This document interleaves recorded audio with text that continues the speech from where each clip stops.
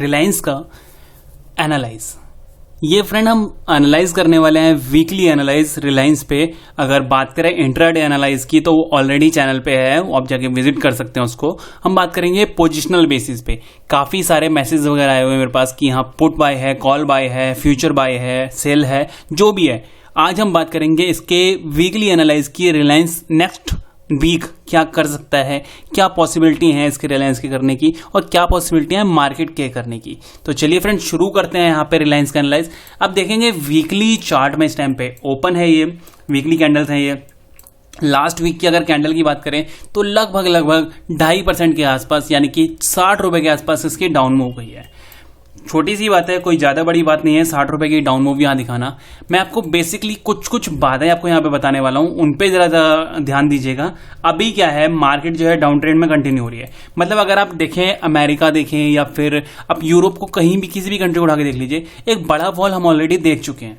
मतलब अगर अमेरिका की बात करें तो वो इस स्टेज पे है, डॉज की बात करें तो वो उस स्टेज पे है जब कोविड से पहले जहां पे था, यानी कि जहां पे निफ्टी 12,000 थी उस कंडीशन में वो आ चुका है। बट निफ्टी कहां पे आज के टाइम में 17,000 प्लस, यानी कि 5,000 पॉइंट हम अभी भी प्लस हैं। आपको यकीन नहीं होगा, मैं आपको दिखाता हूं। आप ये देख सकते हैं, ये अमेरिका की मार्केट इस टाइम पे मैंने ओपन की हुई है।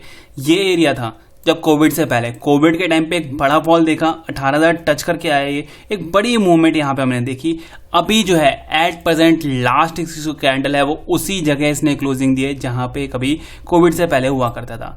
और इंडिया की बात करें, अगर निफ्टी अगर मैं आपको दिखा देता हूं, एक सेकंड में आपको निफ्टी दिखाता हूं। यहीं पे निफ्टी में अगर हम जाते हैं, ये देखिए निफ्टी 50 इस टाइम में मैंने ओपन किया है और अभी आप देख सकते हैं कि हम लोग कहाँ हैं। ये कोविड से पहले का हाई था इसका 12,300 और अभी जो हम काम कर रहे हैं वो लगभग 17,300 पे काम कर रहे हैं। करेक्टली अगर देखा जाए तो 500 पॉइंट ऊपर। निफ्टी की अगर बात करें तो काफी अच्छा पैटर्न यहाँ पे देखा है आपने, ऊपर की तरफ मूव किया, चैनल बनाया, ब्रेक कर चुका है लास्ट वीक, तो आप कंटिन्यू कर सकते हैं। चलिए रिलायंस पे ही चलते हैं फिर से, क्योंकि हम रिलायंस के एनालाइज पे हम ज्यादा फोकस कर रहे हैं। रिलायंस का वीकली एनालाइज है इस टाइम पे और यहाँ पे आप देखेंगे कि यहाँ से काफी अच्छी एक रिकवरी देखी है हमने रिलायंस में, क्योंकि कोविड से पहले जो इसका लेवल था वो 1500 के आसपास था। डाउन लगाया इसने 800 के आसपास और आज जो काम कर रहा है 2400 के आसपास काम कर रहा है। यहां पे मैंने एक ट्रेड लाइन ड्रॉ की हुई है, ये आपको दिख रहा होगा। यहां से एक ट्रेड लाइन ड्रॉ है, ये इसका सपोर्ट, यहां इसका सपोर्ट, यहां इसका सपोर्ट, यहां इसका सपोर्ट और फाइनली उसी सपोर्ट पे ऑलरेडी आ चुका है। ये कब से चल रहा है? जब से इसने कोविड के बाद रैली देनी शुरू करी थी। आफ्टर कोविड रैली जो थी वो इसने इस ट्रेड लाइन के ऊपर ही यहां पे काम किया है। लास्ट यहाँ पे अभी जो है ट्रेड लाइन के बिल्कुल एग्जैक्ट उसी पे काम कर रहा है। चलिए थोड़ा सा यहाँ जूम आउट करते हैं और ट्रेड लाइन पे देखते हैं। अभी लास्ट की जो क्लोजिंग है आप यहाँ देखेंगे, इसने अभी तक उसको ब्रेक नहीं किया है। मैं डिटेल में बताता हूं आपको। यहां से इसने अब दिखाया, यहां इसने टच किया, ब्रेक नहीं किया, ऊपर निकला, टच भी नहीं किया, ऊपर निकल गया। यहां ब्रेक किया बट क्लोजिंग नहीं दे पाया, राइट। क्लोजिंग जो है ऊपर की तरफ ही हुई कहीं पे। अगर अभी की बात करें, लास्ट वीक उसने क्लोजिंग जो है नीचे देनी शुरू कर दी है। एग्जैक्टली उसने नीचे देनी शुरू कर दी है।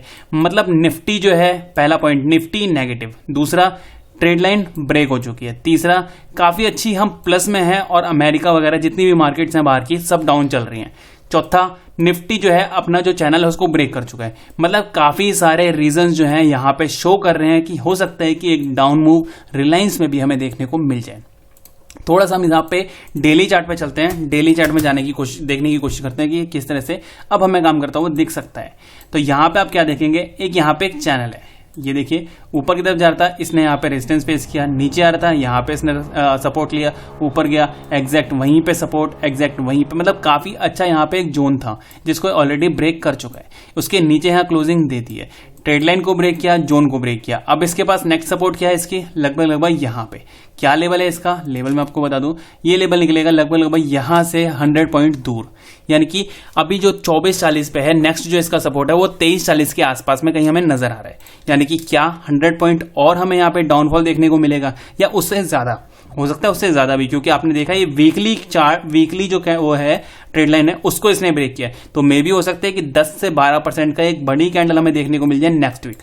तो यहाँ पे रिलायंस जो है वो अगर देखा जाए डेली चार्ट में देखें, चाहे वीकली चार्ट में देखें, चाहे आप 15 मिनट के चार्ट पे देखेंगे, हर जगह नेगेटिविटी शो कर रहा है। दूसरा रीजन निफ्टी नेगेटिविटी शो कर रहा है। तीसरा रीजन हमारा जो प्रेशर है, हमारे ऊपर प्रेशर, बाहर से भी प्रेशर आ रहा है। चौथा रीजन डॉलर का बढ़ता रेट, यहाँ पे डॉलर जो है आज की डेट में लगभग 82 रुपए के आसपास काम कर रहा है, 81-82 के आसपास काम कर रहा है। तो डॉलर की वजह से भी इंडियन मार्केट में प्रेशर दिखने को मिलेगा। हम लोगों ने अभी तक, अगर आप कहें ना कि यहाँ पे हमने काफी गिरावट जो दिखा दी है, इसने कोई गिरावट नहीं दिखाई है फ्रेंड।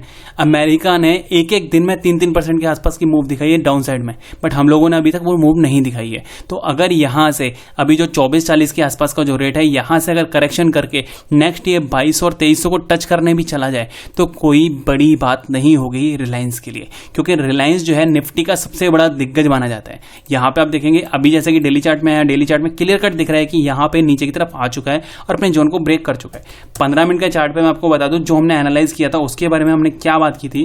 मैंने आपको क्लियर कट बोला था कि इसने अभी जो है फिलहाल काफी बड़ी एक मूव दे दी है। हो सकता है कि हो सकता है कि प्लस पॉइंट दिखा दे, यहाँ पे हो सकता है कि एक अच्छा मूव ऊपर की तरफ दिखा दे, बट हमें बाइंग के लिए सोचना भी नहीं है। बाइंग के लिए आप बिल्कुल भी मत सोचें यहाँ पे, क्योंकि ये हो सकता है कि ऊपर की तरफ ओपन तो हो, यहाँ पे कहीं ओपन हो जाए, यहाँ पे कहीं ओपन हो जाए, बट उसके बाद प्रेशर के कारण वो नीचे की तरफ आके अपना जो लो है, आज का जो क्लोजिंग है, उसको ब्रेक करे, एक अच्छी मूव हमें कल के दिन ही दिखा दे। क्योंकि डिपेंड करेगा सारा का सारा जो हमारा जो काम करेगा वो निफ्टी के ऊपर काम करेगा कि अगर निफ्टी रेड की तरफ जाता है तो रिलायंस भी अपना आपको गिव अप कर देगा, और रिलायंस जो गिव अप करेगा तो निफ्टी पे अच्छा खासा प्रेशर पड़ेगा, क्योंकि रिलायंस निफ्टी में लगभग 12% के आसपास का एक वेटेज लेके चल रहा है।